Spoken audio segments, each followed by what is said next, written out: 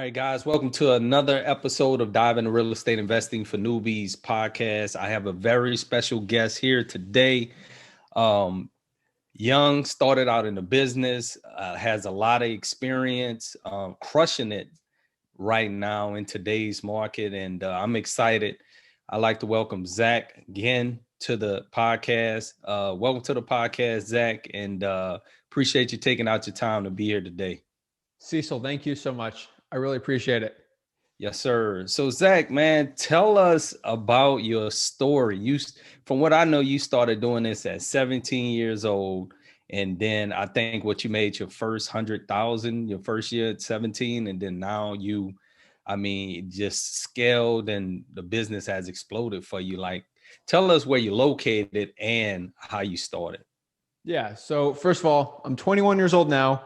I actually live in Port St. Lucie, Florida. That's where most of my real estate wholesaling deals are done. I do some JVing around the whole country, but mostly around the state of Florida. But primarily that's where I do Port St. Lucie, Florida, Treasure Coast area. Not a lot of people know about it, but it's a heavily saturated market, 200,000 people. But really, my boy it's Tom Kroll out there, huh? Yeah. Tom Kroll, He's out there too.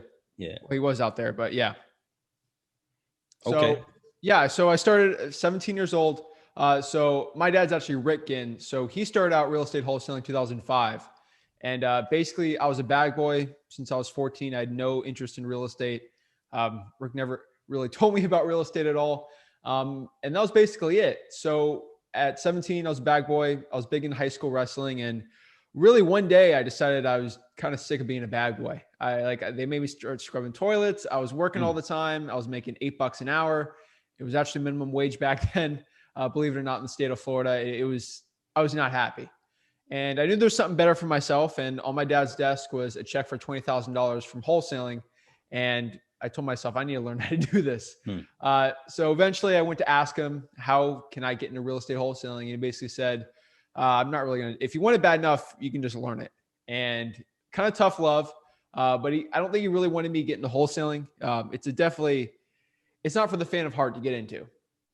So basically what I did is I read every single wholesaling book I get my hands on and watched every YouTube video, which there's not many YouTube videos in 2017. Pretty ironic, Right. I just started sticking bandit signs out. I used every single dollar I had in my bank account. I had about $300, spent that all on bandit signs. And on my high school wrestling tournaments, I had an old 2004 Honda Accord. So after my wrestling tournaments, I'd put bandit signs out, and eventually I got my first call actually during my class, and I got kicked out for answering it. And eventually I had someone who's looking to sell their property for cash. It was the perfect situation. And I go out there, go meet them.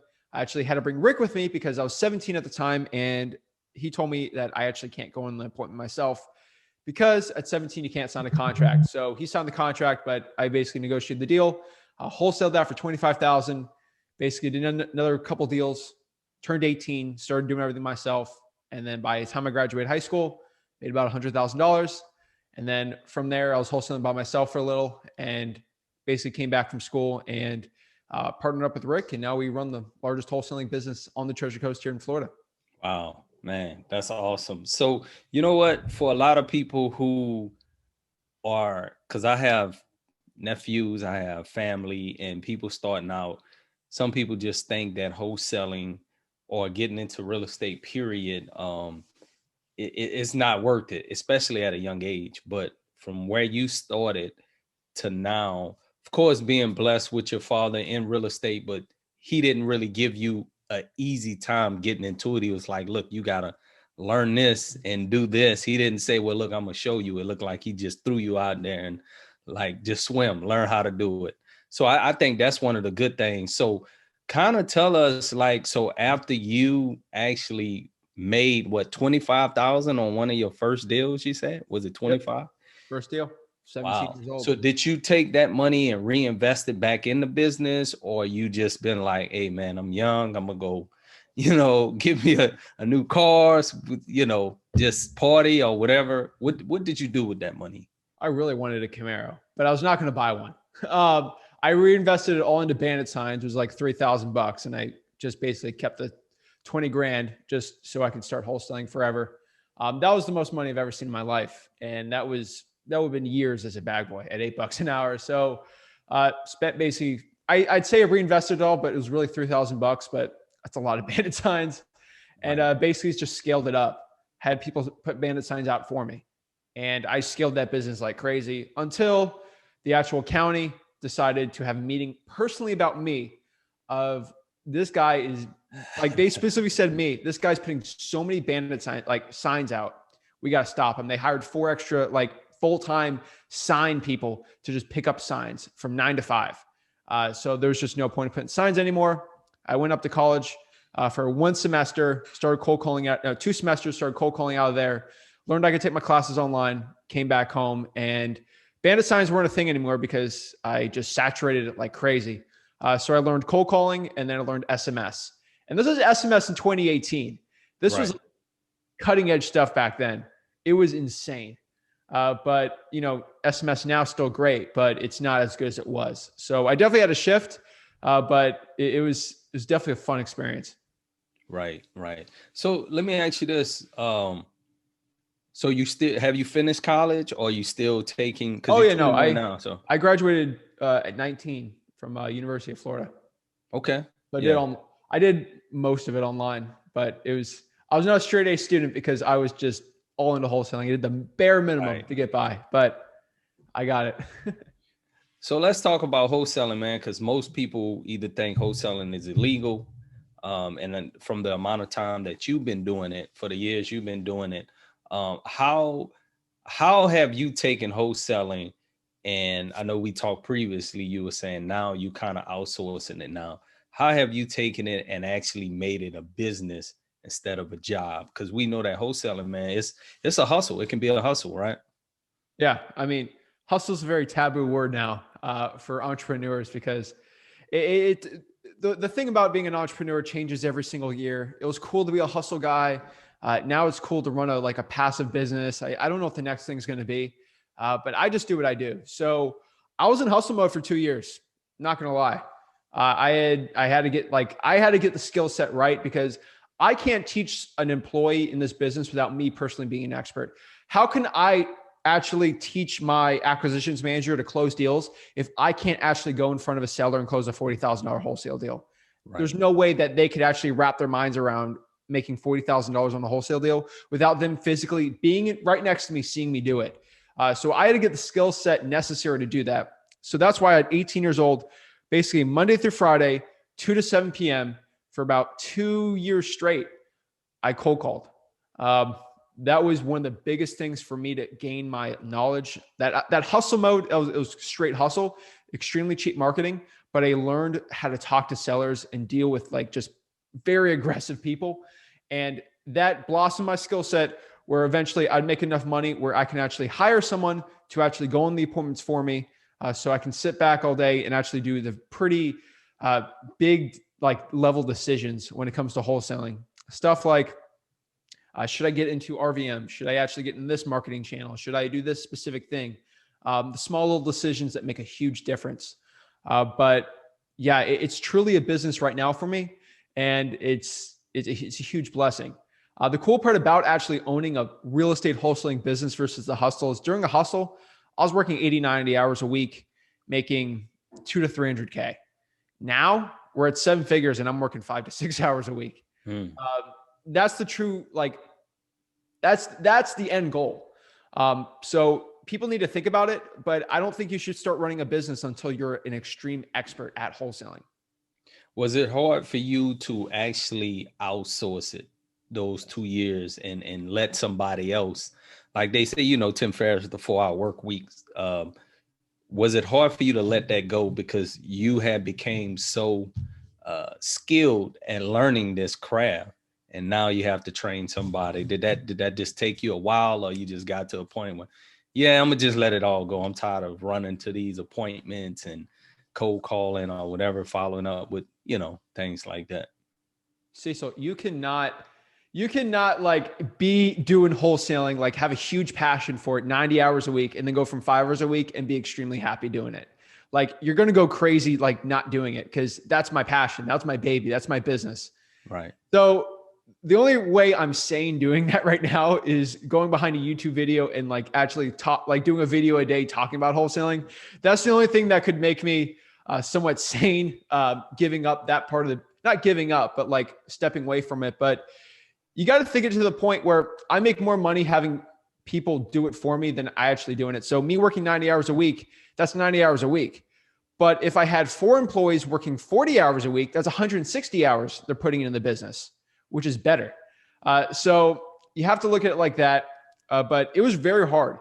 The process isn't hard. Finding someone training them, that's very, very easy. Read the book Traction. Like we do the meeting. It's very simple. Actually giving up control of the revenue generator that has built you up to where you're at now and just passing that to someone, extreme level, that's hard. And it never gets easy. Passing my marketing off to someone, passing my dispo to someone is very tough. And acquisitions was the hardest one because that's the part that makes all the money. But having the extreme trust, it became a lot easier the second time around. So we have a little process where I'm with an acquisitions manager. They'll watch me close 4 deals, and then we'll do 50-50 with them the next 4 appointments where I'll talk half, they talk half, but I close it. And then they'll do 4 other deals where they'll close and I'm basically silent. And once I see him close like 4 $30,000 deals, I'm like, okay, this guy kind of knows what he's doing. I can step it off. So it wasn't like hey, there you go out there. Here's the appointments. Here's the leads. Go. Like it was a very gradual process. And that's kind of why I was able to let go a lot easier. So right now you have, I think you say you got 4 people on your staff that you've trained. Yeah. A couple of VAs, acquisitions managers, mostly on the marketing side though. Those are most of the employees are at. Right. So do you find that most people get caught up in the marketing side? I know sometimes I'll get stuck, but for where you are right now, what is working in your market? Because I think you say y'all are in Port St. Lucie. Yeah, Port St. Lucie. So is that I know you're working in other markets, but is that the only market that you've been making a lot of traction with, that's been working for you? Yeah. So about 80% of our deals come from Port St. Lucie, St. Lucie County. And then 20% of our deals are basically virtual wholesaling. So I don't know why, but we consistently can do $40,000 deals in our personal market where our average wholesaler is making 10. So we just hammer that thing like crazy. We are heavy in direct mail, heavy into SMS, and heavy into cold calling. The best ROI for us right now is SMS and then cold calling and then direct mails, but direct mail is the easiest. Like we get the call in, acquisition manager answers it, goes on the appointment. So that is our top one. The best ROI has been SMS for us though. Right. Do you find that the conversion after are y'all making a lot of offers pretty much after on the spot, or are y'all just soon as they contact y'all are y'all going to look at the house or just making the offers on the phone? How is that set up for you? Yeah, that's a good question. So we like to get a price out of the seller basically before we go meet them. And then once we get a decent price or really good motivation, we'll just go meet them. Our problem in Port St. Lucie is our acquisitions managers have to compete with 7 to 8 wholesalers, every single seller. Wow. Our motivated seller gets at least 3 to 4 direct mail pieces a week, at least 1 cold call every other day, an RVM, and probably 2 texts a day. If you have high equity in Port St. Lucie, you're going to get hammered. It's because there's so many virtual wholesalers coming at, there's so many like people actually in Port St. Lucie. It's actually a big population, like just so many wholesalers. So because we're so saturated, we just, even if it's not the craziest looking deal, we'll just go meet them. And we just got to build that connection and then follow up like crazy. That's always been the best for us. So yeah, I mean, if there's any slight motivation, we go meet them. See, that's good because some people, like I say, you have to know your market. Some people feel like, well, I don't need to go meet them. I just send them an offer. Some people feel like you need to get in front of them. You need to talk to them. And you've built rapport already with them if you talk to them on the phone or through text message. But once you get in front of them, it's more of, well, what's your real motivation, And some wholesalers, and like I say, everybody's different. I guess everybody's different based on their market, how they, operate their business. But I feel the same way. I think you should meet, and you can at least better gauge, because nobody else is really meeting with these sellers. Really, if you really be honest, nobody's not meeting with them, and they feel like, I don't know if you serious or not, so. That's what we do. And also you got to think about this is when you're talking to a motivated seller, it's true. They're getting calls like crazy, but no one's going to meet them.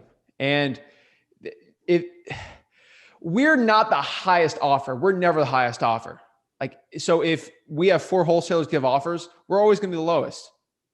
And so we're always going to lose. But if I go meet them in person, have a contract, and we start talking about fishing, and we say, hey, are you ready to make a decision now? I'll get a deal done. And I'll make 40,000 versus the average guy on the phone is going to make 10. So our goal is never to be the highest offer. So that's why we don't give offers on the phone. We're never the highest. Right. Yeah, that's good. So tell me, man, what have been some of your challenges, you think, since you've been in the business that you've learned thus far, and you're able to tell other people getting into this business that, hey, you don't want to do that, or this is what you need to do? Yeah. Wholesaling is not a sexy business. I don't think it is. It's not like e-commerce or drop shipping where, honestly, I don't think it's a thing where you can just sit back and be passive about it. There's no laptop thing. You can do some virtual stuff. It's hard work. It's a real grind. You're not going to be able to get into it and actually become a millionaire within a year or two without putting in the work. It kind of sucks, but if I probably knew, I always say this, if I knew how much work wholesaling was going to be, I probably would have never done it. I would have been done day trading or something where you get rich a lot quicker. It's just a skill. It's like learning anything. Like it was a lot more work than I ever imagined it took. And it was a huge grind, but now I can make millions of dollars with my eyes closed. And I don't need any more skills. Like I'm already at it. Like for the rest of my life, I'm pretty much set with wholesaling. Right. That was probably the biggest struggle I had, was just building up that 10,000 hours. It's not fun. There's a lot of video games I never played because I was doing that. But that was one of the hardest ones. Really, we did a lot of wholetailing. So I had to learn pretty quick how to flip houses. And that was fun. There's a lot of Chinese drywall in Florida, and I learned pretty quick how to deal with that. And just the constant minutia of listing a property. And there's just so much in real estate I had to learn. But I think the biggest struggle initially starting out was just really getting that 10,000 hours in, talking to sellers and building that skill set. Once you get that, the confidence kind of comes with you, and you can consistently start getting deals on a monthly basis. But that was it. Like I was so blessed that I never was married. I didn't have kids. I had not much schoolwork. Like I had all the time in the world to actually learn this. So the biggest struggle is getting that 10,000 hours in. Yeah. I hope people are listening to this, especially those, the younger generation that's trying to get into wholesaling. So now you're actually teaching now, right? You're doing some coaching. You have students. Yeah, I have students, but I don't sell coaching. I don't do any of that. I'm adamantly against selling coaching. I know for a fact I'm the only real estate wholesaling coach that does this, that I just give everything for free. Right. So that's what I do. I'll teach people real estate wholesaling for free. That's it. I don't want anyone to pay for anything. I do a Zoom every Friday. If you want to hop on, I got a free mastermind. I have a free wholesaling course. I've been blessed so much by wholesaling that I got to give back.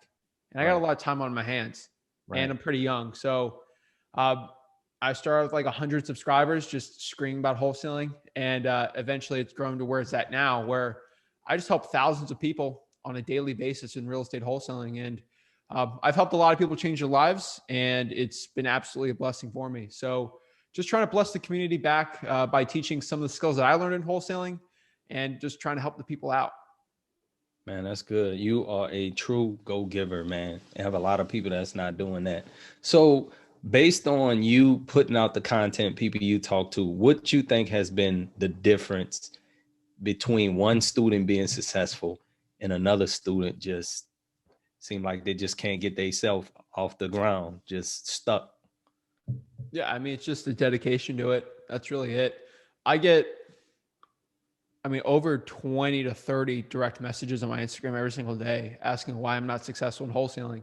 I get a lot. I get a lot of comments on my YouTube channel. And I just basically say the same thing. I have a free Zoom every Friday at 6:15 p.m. I'll live stream it on my YouTube. Right. I say, why haven't you been on it? I'll put you to the fire and to the flame. And then everyone who goes on there, I always ask the same questions. How many hours did you spend cold calling? Or no, first of all, it's like, why haven't you got a deal? Oh, I have no money. Okay, well, go do for sale by owners and start cold calling them. And they say, oh, it's too saturated. You can't get a deal for it. I said, fine. I'm going to go on YouTube for 2 hours and I'm going to go cold call for sale by owners for free using Google Voice. I find 3 cash buyers, 2 really good deals, and then 1 deal on a probate. And I just live stream it and then I show them, said, hey, look, I just made like a $40,000 deal, literally live streamed it. No editing at all for free doing this. So you do it now. Okay, I'll go do it.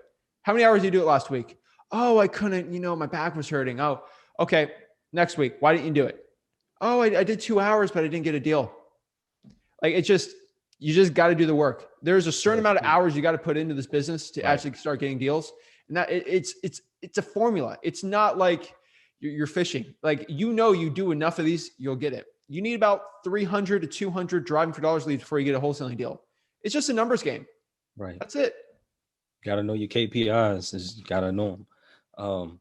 So are y'all doing strictly buy and hold now? Or are you just strictly wholesaling, hoteling?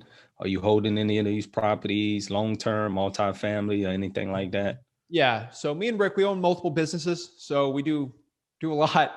But wholesaling is just my baby. It's my passion. So right now we do buy and hold some properties. Most of what we're doing now, just because of the market, we're actually buying it. We're going to put maybe 1,000 to 2,000 on a very lipstick renovation on it. And then we're going to throw it back on the market. And we just sell them to end buyers, not cash buyers, because the end buyers will pay more money, usually on conventional terms on there. And then we'll sell them for the biggest profits. So I'm able to turn $30,000 deals into $40,000, $45,000, $50,000 deals because I'm able to do that. And then most of our rentals, I don't really do rentals like traditional wise because the ROI sucks. Right. Maybe we're at 15, 16, 17% like cash on cash. And that sucks for me. I'm sorry. So what most of our rentals are on creative terms. So I'll take over someone's mortgage and I'll get like an 80 to 90% ROI on that rental. Right. So why would I not do that? Like, I'll take the 90% ROI over the 17% all day. And if the economy crashes and rents go down 30%, oh no, I'm making 60% ROI. Right. So I agree. I agree. That is. Yeah, I agree. So look, the name of this show is Dive into Real Estate Investing for Newbies. I know we just discussed some things, but if you were to start all over again, what would you suggest to a person diving into real estate? How much money do I got? How much money? That's what you asked them, or how much money do I have from starting out? Oh, that's what your question would be? Yeah. No. If I'm starting out, how much money would you give? Like, would I be able to have if I want to start out? Because it'd be different. What if you didn't have any money though? What if you started from scratch? I guess $0. I would literally go to Zillow and start cold calling for sale by owners, and with my Google Voice, and I would probably spend 100 hours doing it per week until I got a deal. And then I'll find someone who's looking to sell the property, go meet them, put that property under contract, assign it to a cash buyer, because I'll build a lot of cash buyers with the for sale by owners because there's a lot of rich people on there that just don't want to deal with realtors. Sell to that person, make 5K, start investing actually into a like big dialing service, maybe a Zen call or something like that. Start buying PropStream, cold call high equities until I make 100K, and then make another 100K the next year, make 200K, start getting acquisitions people, ramp it up from there. That's exactly what I would do. Boom. That's practical and simple, right there. It's not sexy. Nah, it ain't no excuse though, man. There's no excuse out here. I think so many people are going after same leads, vacant, motivated, and there's so much low hanging fruit out there that people are not going after. I know Rick, I think he specialized in the probate. That's kind of how I got associated with learning him and about his course. But it's a lot of low hanging fruit out there that everybody's just everywhere. It's motivated, vacant, you know what I'm saying? So, but like you said, Zillow is one free place where you can find leads with phone numbers where you don't have to pay a skip tracing service to get them, you know? So I agree. If you give me some money, I would drive for dollars instead, because I think it's a lot better. Like if I had $200-300, but like $0, Zillow for sale by owner, hands down. Would you still do bandit signs? They're banned in my county, so no. That was 2017. If I want to market that bandit signs work, I would get my first deal and then do bandit signs if I had no money, because I had $300. I was balling back then, so right. People would tell me, you had $300. I had no money. I get that excuse all the time too. So no excuses. For sale by owner. Start cold calling. You will learn the skills to talk to sellers, and that will translate to anything. Even if wholesaling doesn't work, those skill sets of talking to sellers will help you in any job interview. So you're not wasting your time doing this. Right. So Zach, man, tell the audience how they can get a hold of you. You mentioned a Zoom call. Can you mention that again? I'll probably put it in the show notes, but yeah, let us know how we can get a hold of you, your handles and everything. I mean, dude, like no one, I'm just here to help you, like help people out. Like I'm not here. I don't have a sales pitch. I don't have a reverse engineering funnel to buy my course. I don't have any of that. So you don't have to follow me on anything. I do run the largest real estate wholesaling mastermind in the country. I think we're at 7,000 members here. So you go to Wholesaling Houses for Real on Facebook. You can go join that. I have a YouTube channel at Flip with Rick, or I have a Zach Ginn channel too. Check it out. But really, like, I'm just here to provide value. So that's what I want to do. Hey, man. Appreciate that, brother. Appreciate you taking our time to be on the show. And hopefully the audience have taken some great notes, and y'all go back and re-listen to it. And I'll have Zach's information in it. Like he said, he's not technically a coach, but he's a go-giver. He likes to give, and that's what it's all about. So appreciate y'all tuning in, and we'll see you on the next podcast. Peace.